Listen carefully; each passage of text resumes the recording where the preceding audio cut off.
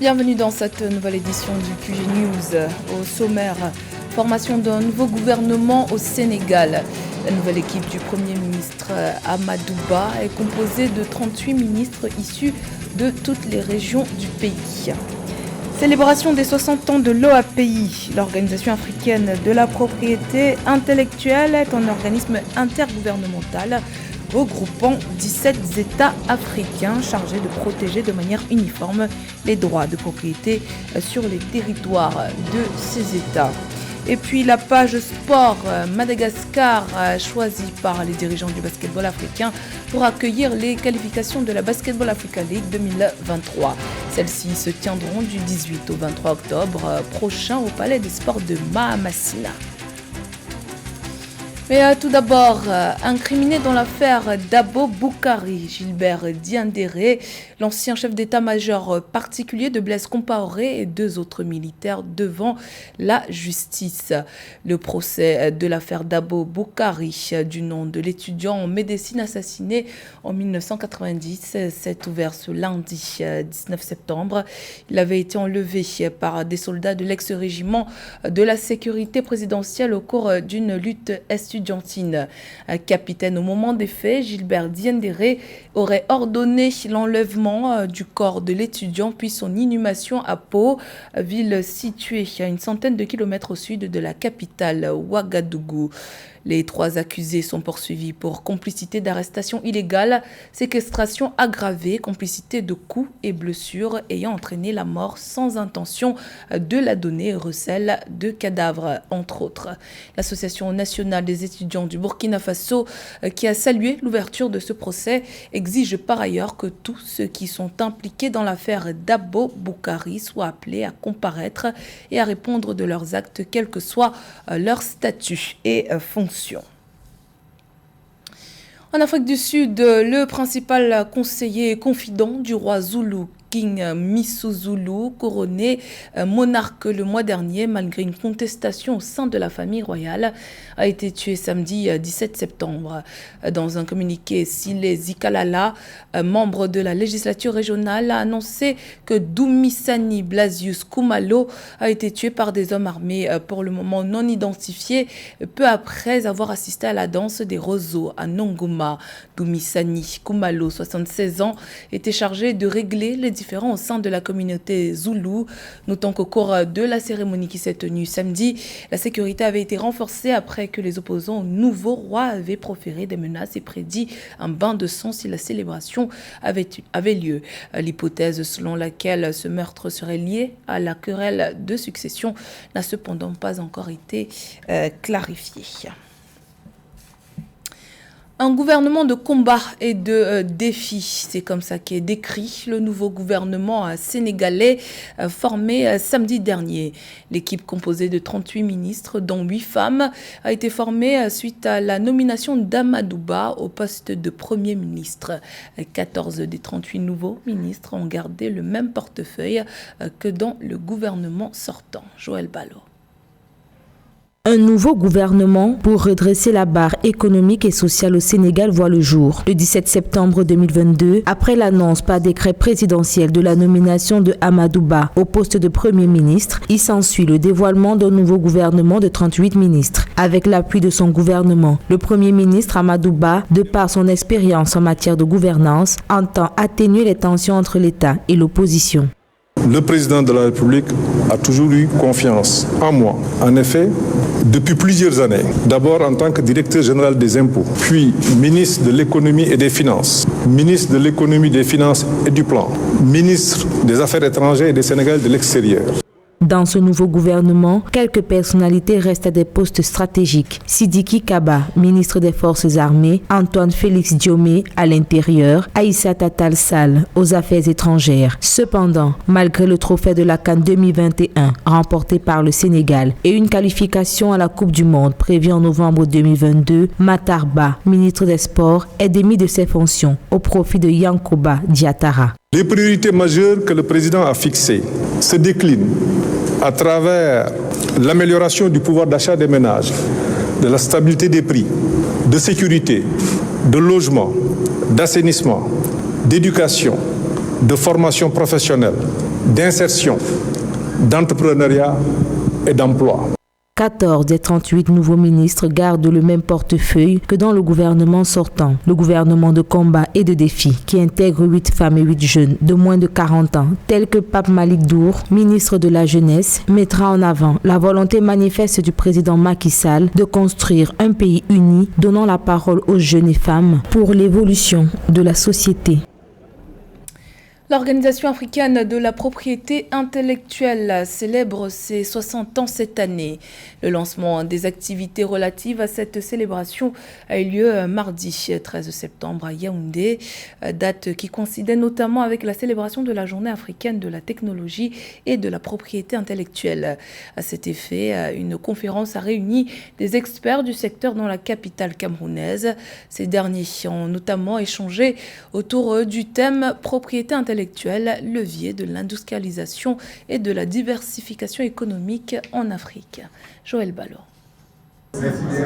Semaine pleine pour l'OAPI qui, en plus de la commémoration de la Journée africaine de la technologie et de la propriété intellectuelle, a procédé au lancement des activités relatives à la célébration des 60 ans de l'organisme. Ainsi, une série d'activités organisées en Afrique, notamment au Cameroun, a permis à un panel d'experts d'échanger sur les potentiels leviers pour l'émergence du continent face aux défis de l'industrialisation et de la diversification économique dans les États membres de l'OAPI. Au niveau de la technologie, sachez qu'un office de propriété intellectuelle contient la base de données de toutes les technologies disponibles.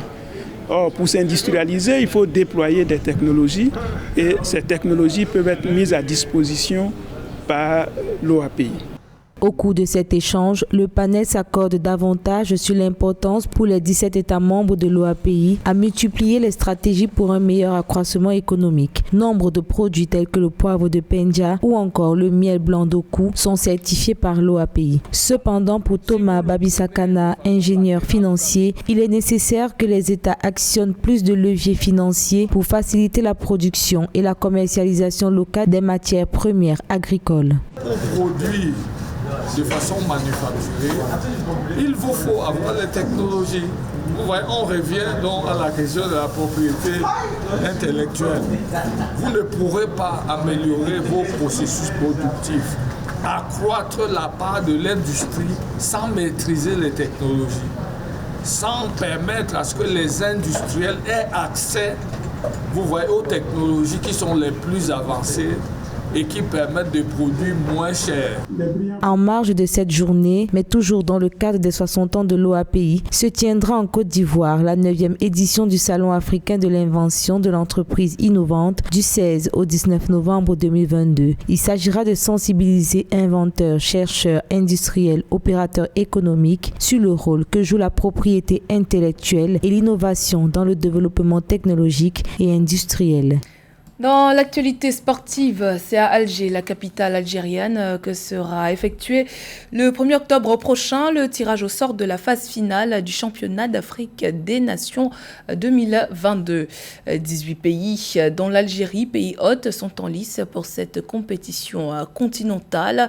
Une participation record puisque le nombre de participants est passé de 8 équipes lors de la première édition en 2009 à 18 équipes en 2022. La phase finale du CHAN est fixé entre le 13 janvier et le 4 février 2023. Toujours dans l'actualité sportive, en République démocratique du Congo, la FECOFA adopte 2 statuts et un code électoral. C'était lors de ces 2 assemblées générales ordinaires et extraordinaires tenues le 15 septembre dernier à Kinshasa. Comment ces changements vont impacter le fonctionnement du football congolais? Élément de réponse dans ce sujet de Robert Tobokbey.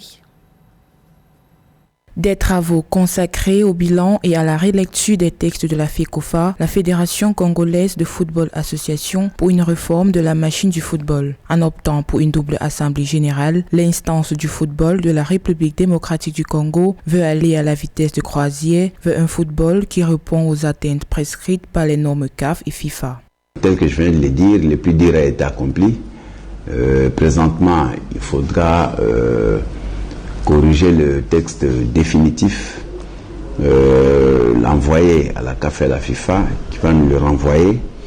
Et ces textes, puisque ce sont de nouveaux textes, les statuts et le code électoral doivent être vulgarisés de sorte que et les personnes qui viendront postuler et les électeurs à tous les niveaux sachent à quoi s'en tenir pour être conformes aux nouvelles dispositions. La FECOFA est donc en pleine restructuration. Depuis le départ de son ancien président Constant Omari, plus aucun responsable n'a été désigné tel que le prescrit la règle. En défaut, les textes non conformes au règlement de la CAF et de la FIFA. Les assises du 15 septembre 2022 marquent donc un nouveau cap pour la fédération, à condition, comme le précise Véron Moussengwe, le secrétaire général de la CAF, de respecter les bases établies. Et avoir un statut clair permet aussi d'avoir des impacts sur le terrain. Donc je pense qu'avec ces statuts qui sont modernes, très modernes, ça va permettre au football congolais d'aller de l'avant. C'est vrai, les statuts ne suffisent pas, ça dépend aussi comment on va l'appliquer. Mais je vous garantis, on va veiller à ce que ça soit très bien appliqué. L'élection des postes au sein du comité exécutif de la Fédération congolaise de football association FECOFA se fera par liste. La décision a été prise à la suite des 2 assemblées générales. Les participants à ces assises ont opté pour la liste concernant l'élection des postes au sein du comité exécutif. Afin de s'assurer de l'élection d'un minimum de 3 femmes au sein du comité exécutif en conformité avec l'article 37 alinéa 5 des statuts, chaque liste doit, sous peine d'irrecevabilité, comporter au moins 3 candidats du sexe féminin. Parlons basketball à présent avec les préparatifs de la BAL 2023.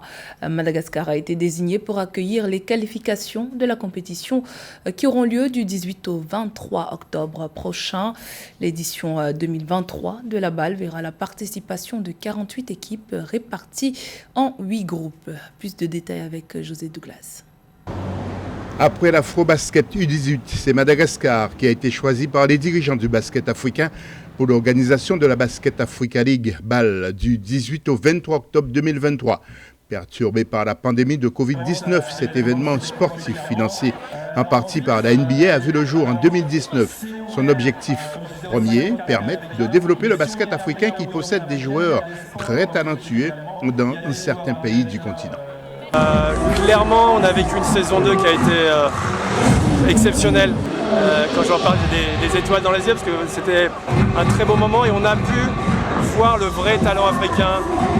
On arrive avec des standards à NBA, on a le parquet NBA, on a des shows à l'américaine.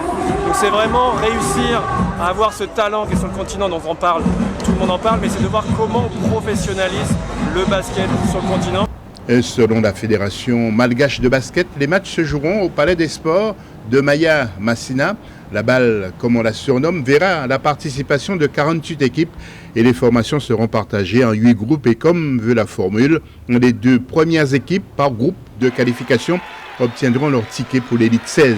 Cette compétition connaît un succès grandissant. On est diffusé dans 200 pays et territoires dans le monde, en 15 langues.